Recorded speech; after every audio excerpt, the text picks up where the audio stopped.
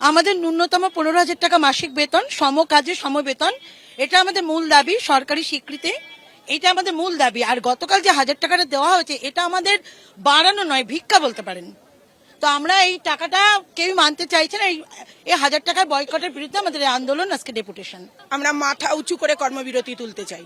আমাদের বলা হয়েছিল ধৈর্য ধরতে, ধৈর্যের ফল মিঠা হয়। মিঠা কালকে জানতে পেরেছি 1,000 টাকা বৃদ্ধি হয়েছে।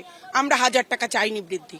আমাদের ন্যূনতম বেতন চাওয়া হয়েছিল 15,000 টাকা, মৃত্যুকালীন 5 লক্ষ টাকা, মাতৃত্বকালীন ছুটি এবং সরকারি ছুটির আওতায় আমাদের আনতে হবে। বুধবার আমাদের যে টাকা কাটা হয় সেই টাকাটা কাটা যাবে না। এইগুলো ছিল আমাদের দাবি। 5 লক্ষ টাকাটা মেনে নেওয়া হয়েছে, মাতৃত্বকালীন ছুটি দেওয়া হয়েছে, বুধবারের কথা উচ্চ আছে, 1,000 টাকা বৃদ্ধি করা হয়েছে। শুধু আশাকর্মীদের নয়, আমি বলতে চাই না আর কাদের বেড়েছে বাড়েনি, সেটা সম্পূর্ণ ব্যক্তিগত। আমরা এই 1,000 টাকাটা চাইছি না।